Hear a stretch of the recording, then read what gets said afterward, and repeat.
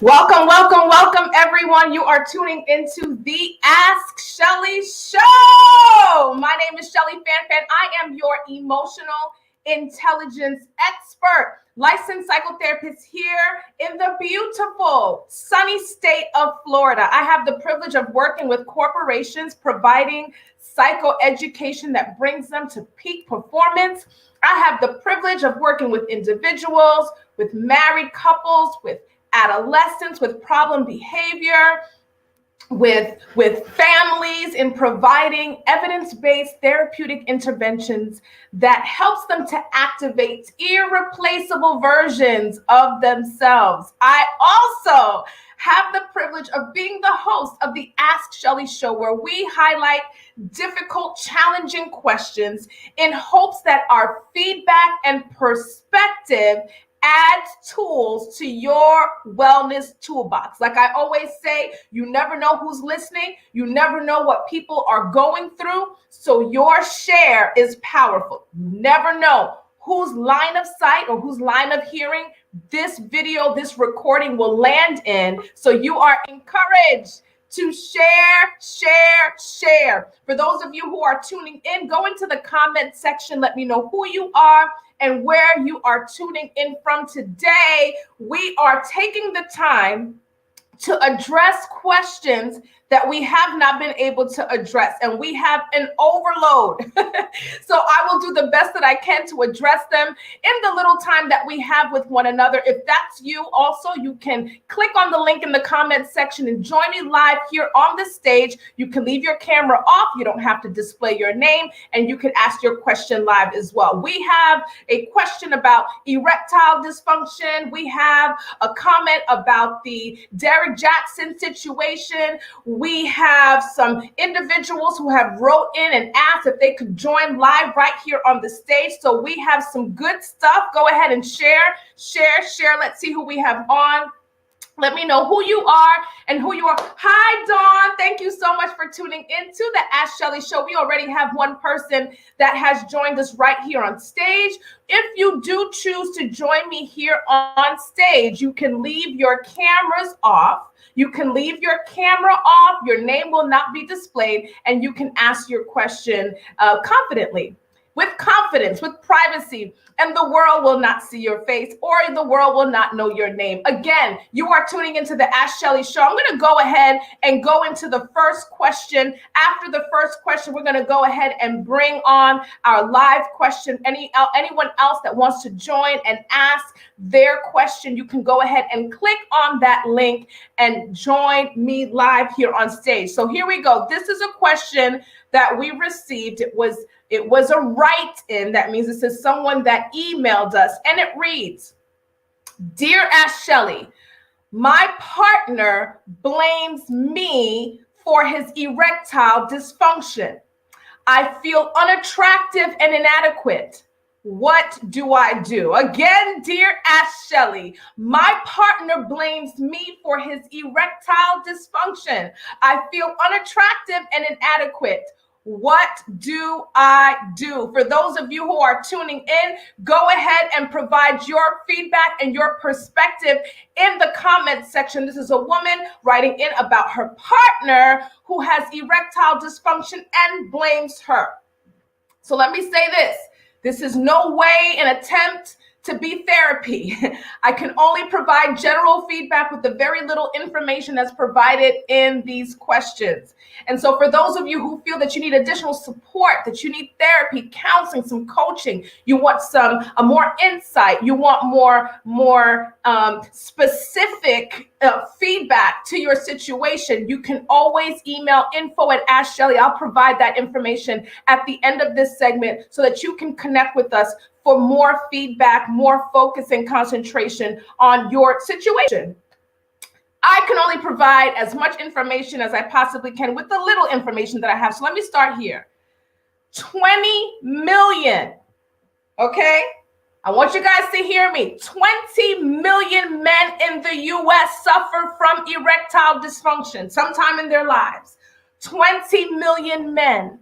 And the causes can be many. It can be age. It can It can be blood pressure. It can be cholesterol levels. It could be other chronic medical conditions or even acute medical conditions, such as diabetes. It can be related to stress.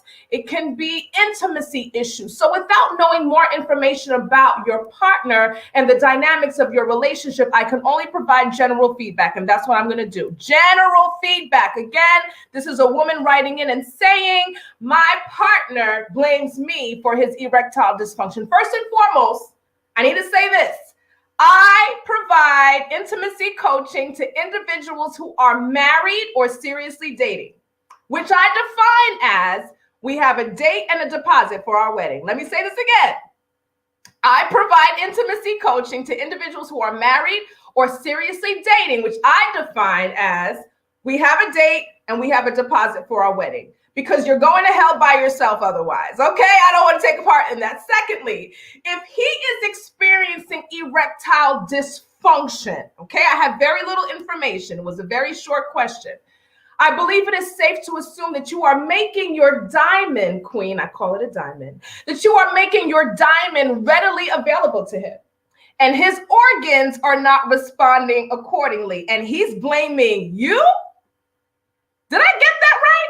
And he's blaming you. Listen, queen, he needs to allocate that energy and catch a dollar cab to his doctor. And after he rules out all medical conditions, or if he rules out all medical conditions, he needs to catch a private jet to come see your intimacy enhancement expert to see what is going on emotionally. But to blame you, by the way, for those of you who don't know what a dollar cab is, in New York, you can actually, now it's $2. You can catch a $2 cab from certain areas to like Flatbush Avenue, Jamaica, Queens, anyway. Shout out to my New Yorkers. All right. And so, but to blame you, a person's insecurity can become your murder weapon. Oh, Lord. Another person's insecurity can become your murder weapon. This is why it is important for us to align ourselves with others who are whole. Because if they are whole, they can only add value to you, value to your relationship. When you are not whole, then you become a liability. So his insecurity is now your liability.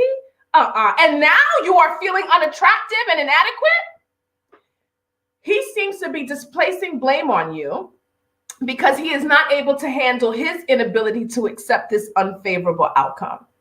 And so it eases his distress to place the responsibility or the blame on you. A better way to go about this is to be vulnerable to one another, team up, research, explore natural means to address this, explore medical means to address this, explore psychotherapeutic means to address this. But to start pointing fingers is unfair. With the limited information that I have, it sounds like placing blame is unfair and it is unwarranted. It is erectile dysfunction. So if you were looking like a whole snack, and I'm sure you do, queen, if you were looking like a whole snack, that means that the outcome would be the same. So don't blame yourself, queen. You want to know, you ask, what do I do? You ask, what do I do? My answer to that question is affirm yourself. Affirm yourself. Those of you who are on, go ahead and provide your feedback. We're talking about this woman whose partner is blaming her for his erectile dysfunction.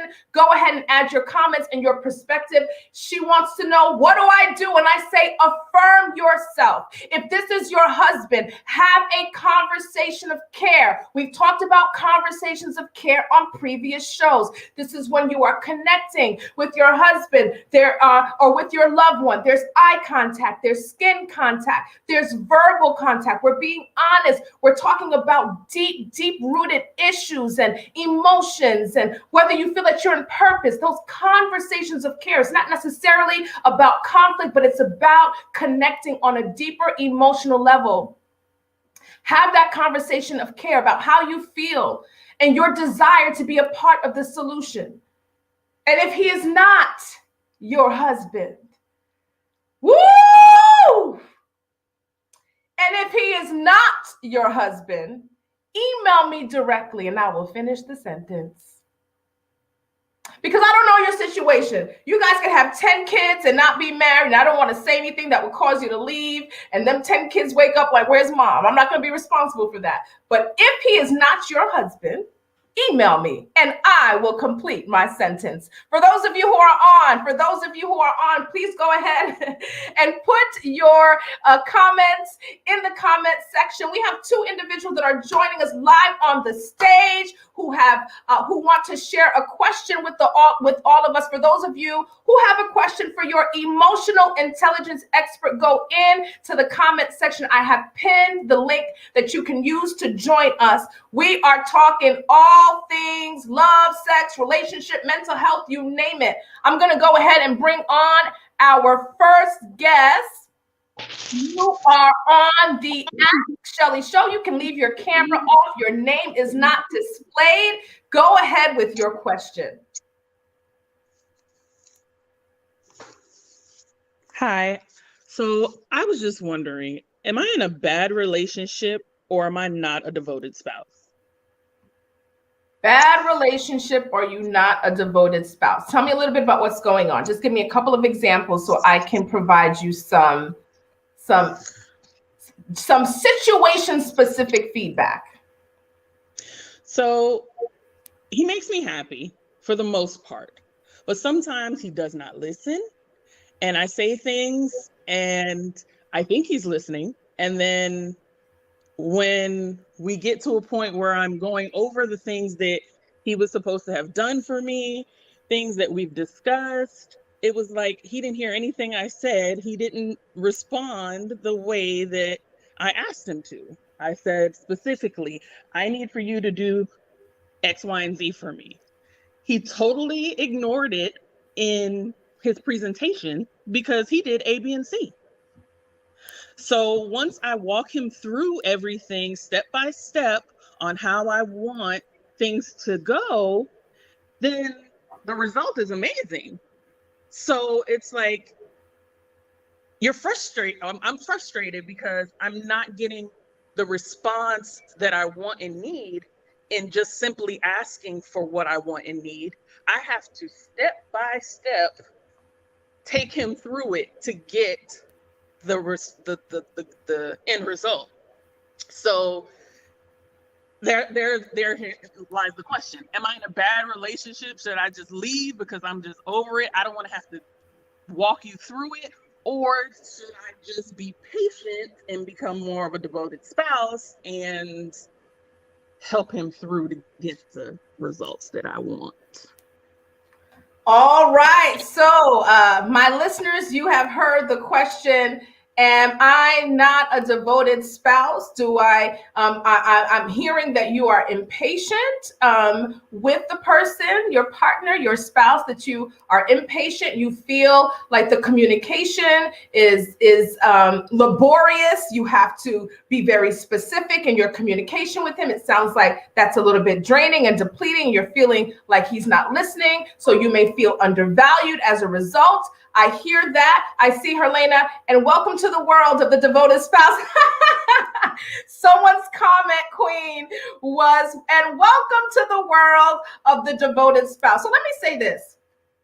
I don't necessarily, because you said, am I in a bad relationship or am I not a devoted spouse? I hope I wrote that down right. So it sounds like you are in not necessarily a bad relationship, because when you are specific and you speak in a way that he is able to hear you and respond, he does.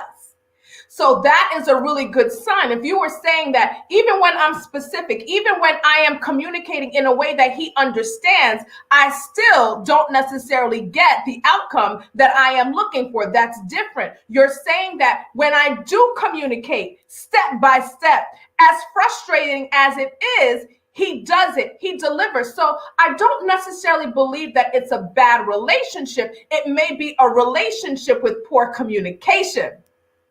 And so we have to be very careful with the words that we use, because the words that we use, we generally subscribe to them. They become a diagnosis, right? And then it guides our emotions, it guides our behaviors, it guides our reactions, it guides our responses.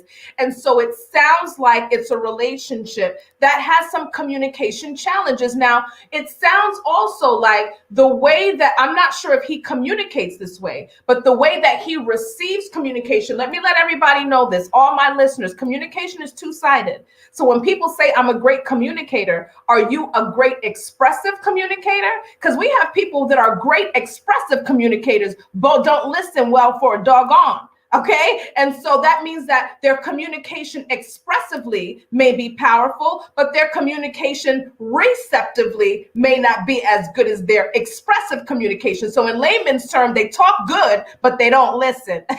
So it's important to understand how people communicate, how they expressively communicate. And it's also important to understand how your spouse receptively communicates. I have had couples come in and say, I have to send emails. I have to send emails. This is the only way that he listens, or this is the only way that she listens. This is the only way that I feel like my thoughts and my feelings can be received. And I say, well, if it works, continue to use that. Now, should we still hold the people that we love accountable to improving their reception, to improving their expression? Absolutely. But you have found something that works.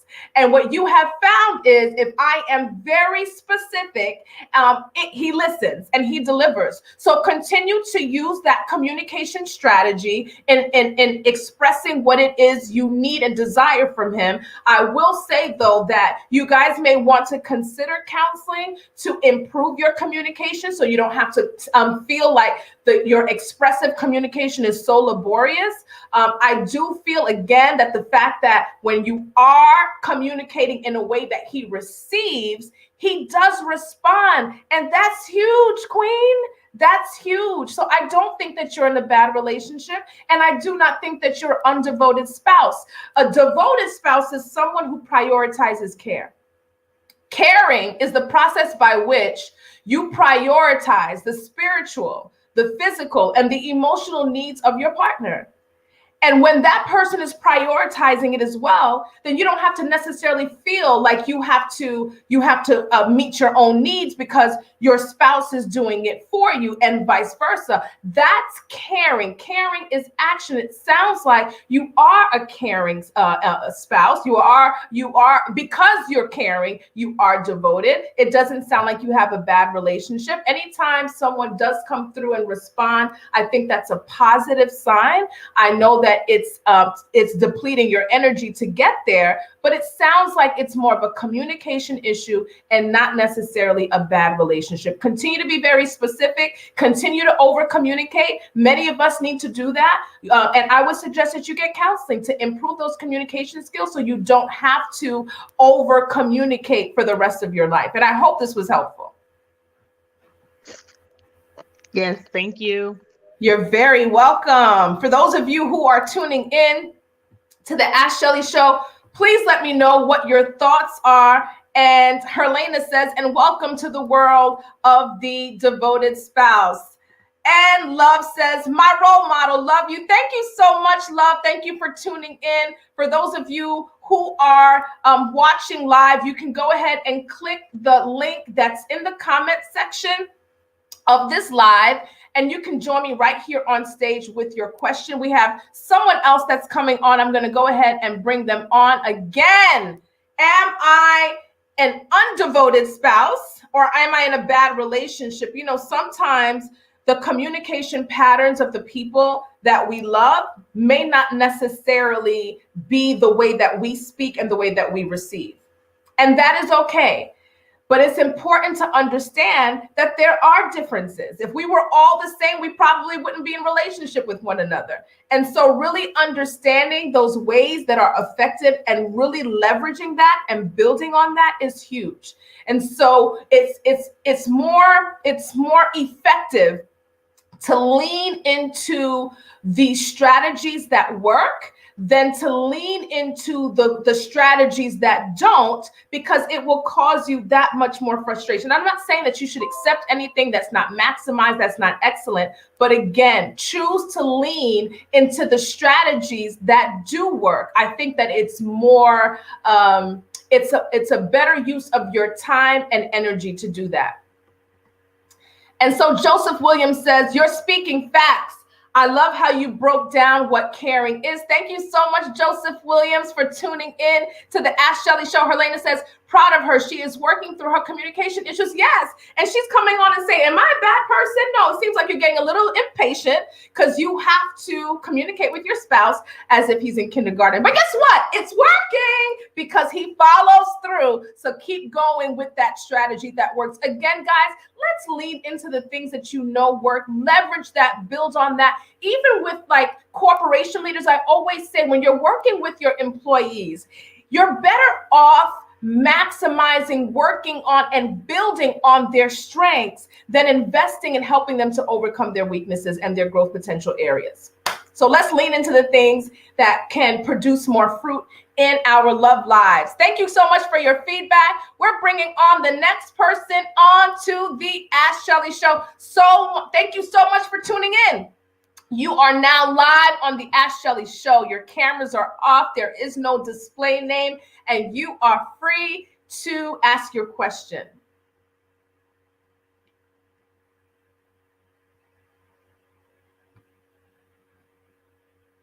And though whoever was that tuned into the Ask Schellie Show, you are on live on the Ask Schellie Show. You can go ahead and unmute your line and ask your question. If you just wanted to kind of sit in on stage with me, just go into the private chat and let me know that you're observing. If you do have a question, you can go ahead and unmute your line now.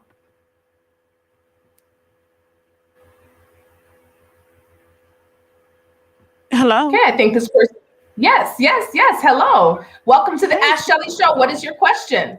Hi, I don't really have a question. I'm thinking about, as far as Derrick Jaxn, I just want to see what everybody's opinion is on him.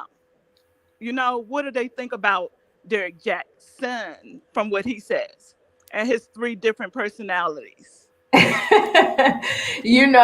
So someone wrote in a question about Derrick Jaxn. It's a woman. I'm going to go back to the question now, but I believe that she kind of wrote in and said, like, I've lost hope in men, with hearing what happened with Derrick Jaxn, I've lost all hope in men. I have gotten so many questions regarding Derrick Jaxn that I had to do my own research, right? Because I wasn't necessarily, I had heard of him, but I didn't think I knew enough about his platform to make a comment. And so, I was just like, okay, so the first email came in, and then the second email came in, and then the text messages, and then I saw the Facebook post, and I was like, wow, okay. So this is a hot topic. Thank you so much for coming on and bringing that up. It kind of segues us into the question. We have Manny Noel that says, oh my gosh, I was heartbroken and shocked. So I'd love for you to share what your thoughts are, and then I'll go into my feedback. What are your thoughts? I think he's a narcissist at his best, honestly. I mean, he tried to humiliate his wife, just to protect his image, which is like so messed up. Okay, now did you follow him? I listened to some of the videos, quite a bit. Okay. And all right. I think it's bad, like really bad. And he said he doesn't owe us anything. I think he owes us a lot because he lied to a lot of people. He lied to the world, actually, because he was a quote unquote guru, relationship guru, or whatever it was. So yeah. Okay. He lied to us. So I think he owes us a lot. Not just his wife. We have Manny Noel that says, I used to follow him years ago. Even when other men said he was a sham, I always assumed that he was honest and wanted to help us sisters out. Thank you so much for your question. Thank you so much for your feedback. So let's get into this now, guys. let's get into this. And we're talking about Derrick Jaxn. Let me go into the question that was asked.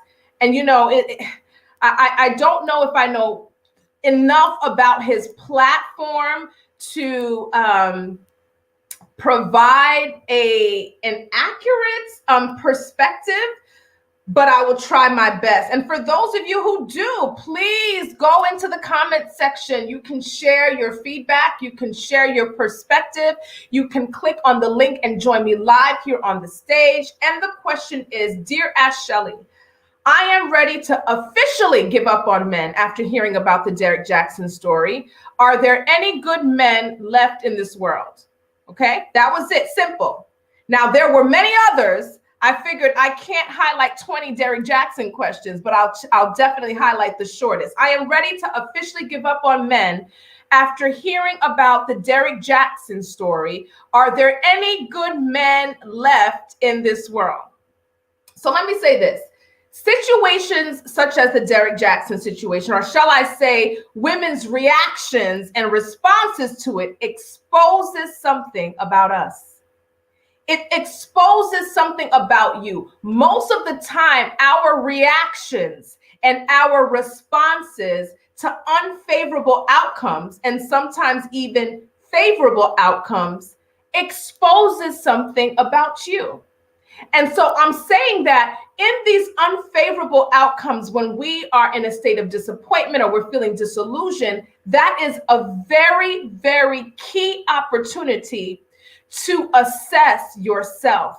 When we begin to idolize others, when we begin to idolize other people's lives or what they portray their lives to be, it says something about ourselves. When we place our hope on things that are not definite, when we place our hope on things that are not certain, when we place our hope on things that will surely fail us, to expect not to get hurt or disappointed is unrealistic. My belief system is this. That there is only one source that will never fail us. There is only one source that will never fail us. And that is the one and only living King Jesus Christ. And because I believe that, because I live it, and because I breathe it, I have learned, and let me tell you, it's hard, but I have learned to praise and worship and give thanks to the higher power, my higher power. That's two different things. The higher power that I have chose to make my higher power, right? When that outcome does not align with what I requested or what I expected, I have learned to praise and worship because I serve a God that knows far better than I do. I serve a God who desires to give me beyond what I could ever imagine or think. Derrick Jaxn is a man. He's a man. He too, like all of us, falls short of the glory of God every day. Does this mean that we should not hold him accountable? Absolutely not. We can absolutely hold him accountable, but we also have to hold ourselves accountable for who and what we place our hope in. You know, the other day I was on Clubhouse. For those of you who don't know, Clubhouse is a social media platform. It has chat rooms. You select a topic that you want to go in and listen. And some chat rooms, there's maybe 20, 30 people. Some chat rooms, there's thousands. Some chat rooms, there's hundreds. And I'm oh boy, I want to be very careful about how I express this, but there are many chat rooms in Clubhouse where there are men hosting master classes teaching women how to be wives. I want you to share your perspective on that. I'm not saying it's wrong. I think it's a beautiful thing because, you know, we have a difference in thinking patterns. We have different behavioral patterns. We have different ways that we process emotions. When I say we, I'm saying men and women. So I do find value in 20 men giving thousands of women relationship advice. I do find value in it. But the number of rooms where it's men teaching women to be good wives, tell me what you think. Just let me know what you think. Just go in the comments, share what you think. So I get it. As motivators, as influencers, as educators. I see the direct messages, the private messages. I'll try my best to get to them all. But as motivators, as influencers, as educators, as experts, we should have a moral compass for ourselves, a moral compass that we live by so we can truly be a conduit for change in others. I say this all the time. We cannot bring people. We cannot be a conduit for change. We cannot help people to arrive at destinations we have not ever arrived at ourselves. I get that and I understand it. This is why sometimes people go from conference to conference to conference to conference to conference, but there's no change, no change, no change, no change, no transformation, no transformation, no transformation, because you got to be careful who the messenger is, right? Sometimes when we are not operating in authenticity, it can really, really impact negatively the power of our message, okay? However, we are imperfect beings teaching effective protocols. I say this all the time when I am ministering, when I am wearing my ordained minister hat, that I am an imperfect being preaching and ministering a perfect word. That's tough. So we are imperfect beings teaching these effective protocols that we do not apply 100% of the time. I don't know how many times I've been at parenting conferences where my kids go to, and afterwards they say, you know, Mom, that little 20-minute delayed response thing that you teach parents so they're not blowing up on their kids, to take 20 minutes to allow their intellect to overpower their emotions, you may want to apply that. Oh yeah, your kids will hold you accountable, right? And so I get it. I understand it. It is not our job to change you. That is your responsibility. When I say we, I'm talking about change agents, motivators, speakers, educators. It is not our job to change you. That is your responsibility. And I have this question because I don't follow him, but I want to ask this question, right? Does Jaxn's actions change the truth in what he taught?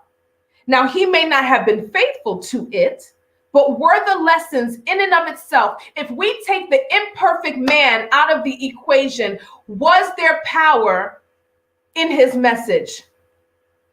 Right? Was there truth in what he taught? I am not defending the man. I'm just highlighting the responsibility that we have to behave in patterns that attract life outcomes that we desire instead of displacing that responsibility on others. All right, let me see what Facebook has to say. Let's see what Facebook has to say. Thank you so much for tuning in to the Ask Schellie show. And okay, so we have Manny Noel. I hope I'm saying that right. I just detest how he went after Pastor John Gray when he was no better. Ooh. So what you're talking about right now is you're talking about that big H word, right? Hypocrisy. This is why we have to be careful when we start judging people. Okay? When we start judging people and we don't have a heaven or hell to put them in, right? We got to be very, very careful about judgment. And you are right. I read some articles where he went hard on the Pastor John Gray thing. And so I truly do understand what you are saying. I understand the disappointment that many feel. However, I'm also hearing that there are therapists that have spoke out about women wanting sessions and feeling so hopeless and so disillusioned. And that part is a red flag for me. Like, who's your hope in? We have to be very careful who and what we place our hope in. Joseph Williams says, he's a living oxymoron. How can you speak on men cheating so harshly while you just left from cheating? As a man, I saw the reaction from women and I was like, why are you so mad? Thank you so much. And again, Joseph, I don't follow him. Maybe I should, I need to go and I need to listen to his messages, and if he was going hard and he himself was doing the same thing that he detested, that is a problem. And it is. And I don't want anyone to think that I am not agreeing with that. I just feel like we have a responsibility about what we place our hope in. And we are a very idealistic society. And we have to really just really come into alignment with ourselves, with our emotions, our internal experiences, our hopes. And it is very important to do that. Like this question, like, is there any good men left in this world? There are many great men left in this world. Not all men are dogs. The men you attract are dogs. We have to change our mind about that. The men that you attract are dogs. And so now it's important to take a deep dive into what unresolved emotional injury, what mindset, what thought pattern, what behavioral pattern, what timing pattern are you engaging in to attract the same outcomes?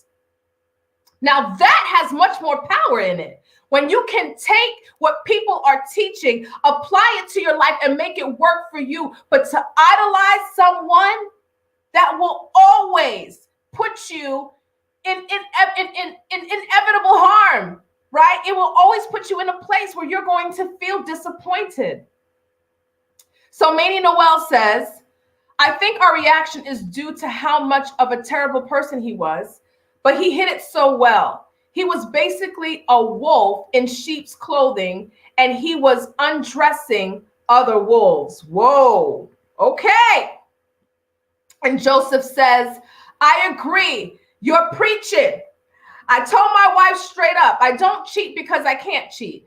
I don't cheat because I made a living promise to God and to you, in the good and the bad. So you don't ever need to worry about that. We need to know the phone number, email address, social media handles of every man you are related to, Joseph. Again, he says, I agree. You're preaching. I told my wife straight up, I don't cheat because I can't cheat. I don't cheat because I made a living promise to God and to you, in the good and the bad. So you don't ever need to worry about that. Okay, so this idea that there's no good men left in the world, that is not true. We just have to be mindful. We need to be mindful of what we're doing to attract undesired outcomes and take personal responsibility. I said the P word, personal responsibility. I'm talking over the comments. And Lisa Sohn says, I completely agree. People need to stop attaching goals to everyone when you don't know what goes on behind closed doors. Plus, she looks like mental illness is a factor in the equation. From his shenanigans, which is sad. I have heard and read some articles where they were questioning her self-esteem, indicating that she looked like a battered woman, that she looked like she was completely fed up and depleted. I just want to also just to caution you about making those projections onto other people when you're not necessarily sure, right? Because she may be completely happy for all the right reasons. She may be completely happy for all the wrong reasons. She may be truly broken. I don't like to use that word. Let me rephrase. She may be wounded. We don't know that, right? Remember, March was what? What was March for the Ask Schellie show? It was the month where we were encouraged to remove the mask, and people wear them on all different levels.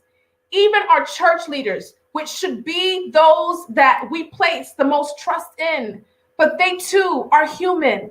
They are imperfect, preaching and ministering and trying to honor a perfect way of life, a perfect word, right? Perfect kingdom protocols. It's difficult. I'm not making excuses, but I think we got to be very careful, what we project on other people. And Manny Noel says, but is there a chat room with male audiences listening to women teaching men how to be better husbands? What she is referring to, I hope it's a she, right? I think you are. It's just the name, Manny Noel. Okay, so now I don't know. I'm not sure. I would love to be on Clubhouse much more, but I know that I see many Clubhouse rooms where the panel are men, most of the time affluent men, providing their perspective on how women should conduct themselves in relationships. One of them that I listened to, I think it started like at 7 or 8 o'clock in the evening and like ended at 2 or 3 o'clock the following morning. And it was a master class on how to be a wife. What are your thoughts on that? So to answer your question, Manny Noel, I'm not sure if they have classes where women are teaching men how to lead their families and their homes. I don't know if there are rooms with women teaching men how to be priests, how to be a king, how to overcome, how to provide. I don't know, but I don't know how I feel about it either, but it doesn't feel good. That's all I know. I don't want to provide a concrete opinion. Dawn Alexander says, I actually like that idea of listening to a man's perspective on a happy home. I work in construction with men, and I have routinely asked their opinion on male and female insight. I believe we are different in how we perceive. And I appreciate that, Dawn. I think that provides some balance. And guess what? I agree with you. I honestly do, Dawn. I agree that there is value to that. There is. But when I go in and there are thousands of women, right, in a room, and you're logged in and tuning in from like 7 to 3 o'clock in the morning, I think that's great, but I'm just concerned with that as well. Because when we are tuning into information and we're not necessarily tuning in like, I am going to accept this as gospel, but you have the confidence, you have the strength, you have the discernment, right, to take that information and process it in a healthy way, and to be able to balance it with a female wisdom-filled perspective. I don't know. I would hope, I would hope that these listeners, as many as they are, right, as many as they are able to also give the same value to the perspectives of women as well. I'm not saying only women can teach another woman how to be a wife. I'm not saying that. I'm not saying that women can't teach a man how to be a husband. I'm not saying that. But I am concerned about the value that individuals will place, because you don't know who's tuning in. You don't know how they're wounded. You don't know how whole they are. You don't know what liability they bring. And I guess that's the social media as a whole. Even what I do every Tuesday is considered a liability. There are a lot of providers that probably wouldn't do this. I totally get it. But there's something about it. Like when I go into those rooms and I see all of those women that have been on for hours, and it's just class after class, with men teaching women how to be effective girlfriends, how to be attractive, how to put themselves in places to attract certain men, how to be a wife. And I don't know. Help me. I'm not sure. I guess I want to see more of a balance. Maybe that's what it is. I think I would like to see more. I want some mamas in the room. I want some elders on that panel. I want some elder women, right? The ones that tell you, here's a lap skirt when you walk into the church house. I want to see some of them on that panel. Women who can say, I've been married to this man for 55, 65, 70 years. And I'm not saying that a single woman or a divorced woman cannot provide the same value, because yes, they can, honey. All right, because you're talking to one. And when I do marriage counseling, I give my all. I give my mind, I give my soul, I give my expertise, I give my spirit. I get it. I just think I want to see more of a balance. That's what I'm feeling. Maybe that's what doesn't feel right. Okay, Manny Noel says she was also a rape victim. She went through a lot herself, and he adds to her misery. Okay, so I think you're talking about Derrick Jaxn's wife. So we have a history of wounds. I didn't know that there was some woundedness there. And maybe that's what people are picking up on. You went on. Manny Noel says, whoosh, the men that you attract are dogs. Why are you attacking me, Miss Schellie? I'm not attacking anyone. I'm just saying we got to be careful with that. Like every man, I have had people say like all men are dogs. No, the men that you attract are dogs. So when you say it in the correct way, you can take personal responsibility, tap in and activate the power that you have to attract different outcomes. You cannot plant orange seeds and expect to get apples. But if you plant orange seeds, you can expect to get oranges. So if you continue to repeat the same patterns, the same behaviors, the same decisions, keep entertaining the same mindsets, then you're going to continue to get the same outcomes. Sometimes it takes me 6 months to get people to commit and effectively change one thing in their life. One thing, one routine, right? One thought, to reframe one thought, 6 to 9 months sometimes. Behavior change is difficult. There's more value in taking your energy and your power and being the change that you're looking for. Working on yourself, because we do not always get, I say it all the time. Look at my timeline. I don't know how many times I've posted this. We don't always get what we pray for. We don't always get what we deserve. We don't always get what we hope for, but you will almost always get what you prepare for. So stop dating for a while. Stop dating for a while so you can discover and expose what's in you that continues to attract the same broken men. And yes, and I said broken. All right. Lauren Josephs, I need everybody to stop. I need everyone to stop. Lauren Josephs is my mentor. She is a voice of reason and wisdom. She is who I go to be vulnerable. Remember, there was a show when I said, who do you take your mask off? And like, who do you allow yourself to be vulnerable before? Right? So you guys see the emotional intelligence expert. I come here, I provide feedback. But when I don't have feedback from my own life, because sometimes that happens. Yes, it does. I go to Lauren Josephs. I have 2 to 3 amazing mentors, and Dr. Lauren Josephs is one of them. And she says, I think people are too focused on the appearance of things than the things itself. More interested in showcasing than working on. More interested in broadcasting than communicating. Relationships take 2 committed people willing to do the work. I wish people would stop viewing other people's relationships as #goals and stop being so invested in other perfect people and do the work that is required to get what is desired. Do what's required to get what's desired. I don't know if you meant for that to rhyme, but I'm about to steal that thing right now. Do what's required to get what's desired. Put that in the comments 100 times. Put it in the comments over and over. Do what's required to get what's desired. Do what's required to get what's desired. What are you doing different?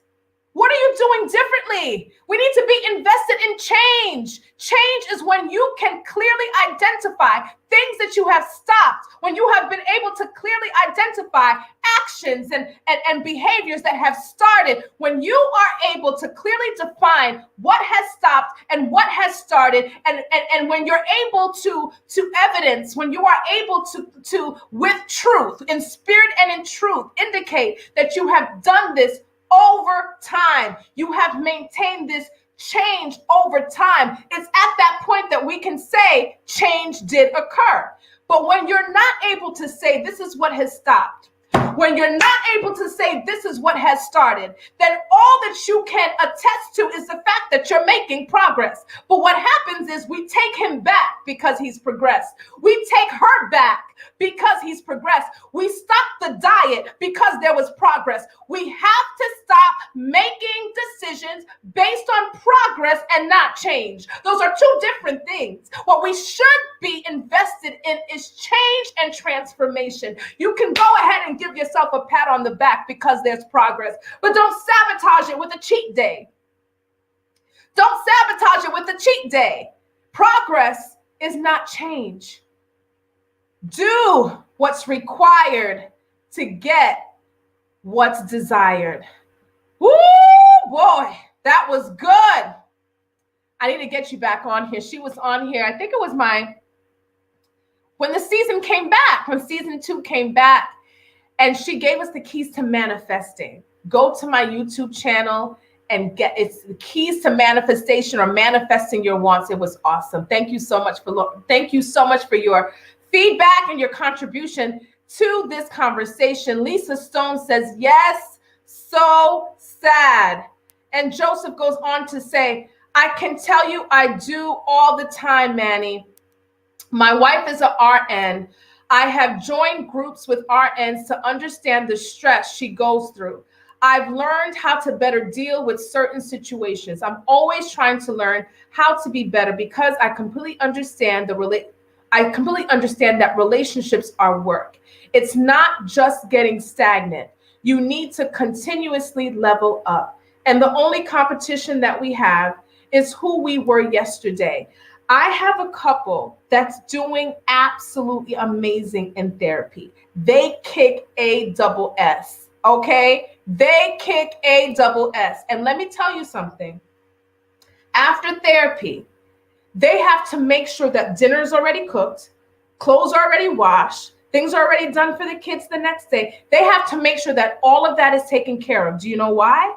Because at the end of our 75 to 90-minute session, they are done. It's work to process expectations, to process hurt and pain, to process emotions, to get on the same page about vision and purpose, to really take a look at all the obstacles and crush them together as a couple so that you can elevate and tap into the purpose of your marriage. Yes, your marriage answers a world problem. It takes a lot of work. And when they are done in session, they feel completely depleted, but they also feel empowered to continue this journey. So yes, it is work. Thank you so much. It's not just getting stagnant. You need to continuously level up. I ask couples all the time that come to me, right? Tell me how you guys have grown in the past 3 months. And sometimes I will hear, oh, well, we've been married for like 20 years. Like we're out of that stage. Oh, when are you ever out of the stage for growth? When does that happen? Just like God is always communicating, always moving, always blessing, we should always be growing. So even in your marriage, you should be able to clearly see if you're intentional about it. Because sometimes we're not intentional about it, we don't see it.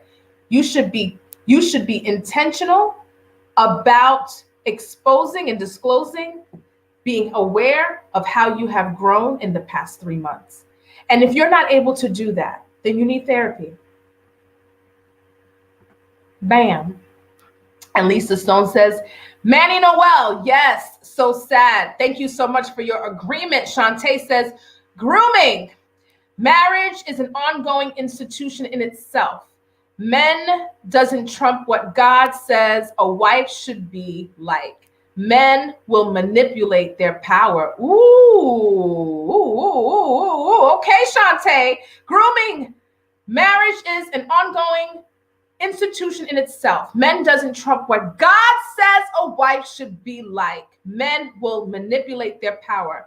What I love about God is that he gives us a blueprint and protocols to follow so we can achieve prosperity and abundance in many different domains in our life, including relationships. Dawn says, Schellie, you are on point. We have to take ownership of our own behaviors. I had to be the change that you're looking for. Be the change that you are looking for. There's so much more. It's a more valuable investment when you do that, because then you have power. Because if it's like, I only, all men are dogs, and this is the only, type of men that I've dated, there's so much powerlessness in that mindset. So much powerlessness. But when you can take some ownership and say, oh yeah, there are some things I got to change. There's some things I got to work on. There's some emotional injury that I have to address, some wounds that I have to address, some mindsets that don't serve me, some thought patterns that don't serve me. When you take that responsibility, it gives you your power back to be able to operate in such a way that truly impacts outcomes and influences outcomes in the earth. Come on now, somebody. Joseph says, do what's required to get what's desired. I love that so much. Rose says, love it. So what's required to get what's desired? Do. She says, do what's required to get what's desired. Do what's required to get what's desired. TJ Legacy, hello, King, says, be intentional about your growth. Love it. When you are not intentional about your growth, let me say this again. When you are not intentional about your growth, you become a depreciating asset. I'm not frozen. I still got Wi-Fi. I just need you to hear this.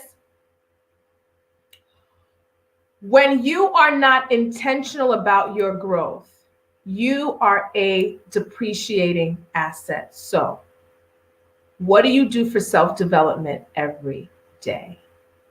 What do you do for self-development every day? What do you do for self-development once a week? What do you do for self-development once a month? What do you do for self-development once a quarter? What do you do for self-development once a year? Once you can answer those questions, you're good. Especially if it's something that actually promotes growth. Because our only competition is who we were yesterday. So we have to be intentional about our growth.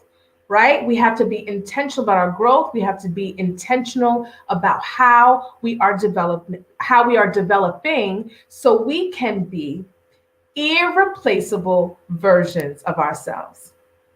Our time is up. Ask Schellie. Listeners, I love my community. For those of you who tune in on a weekly basis, be sure to submit your questions by emailing info@askschellie.com. You can submit all of your questions to info@askschellie.com, and we will highlight it on an Ask Schellie show. If you want to book me for an event, whether you want me to keynote or you want me to host, whether you want me to teach, go ahead and connect with me at www.askschellie.com. Again, that's www.askschellie.com. You can buy my book there. I'm a collaborating author for a book called Struggling to Keep the Vows. Let me say that again. I'm a collaborating author for a book called Struggling to Keep the Vows. You can get a copy of that right there on www.askschellie.com. You can also book a consultation with me.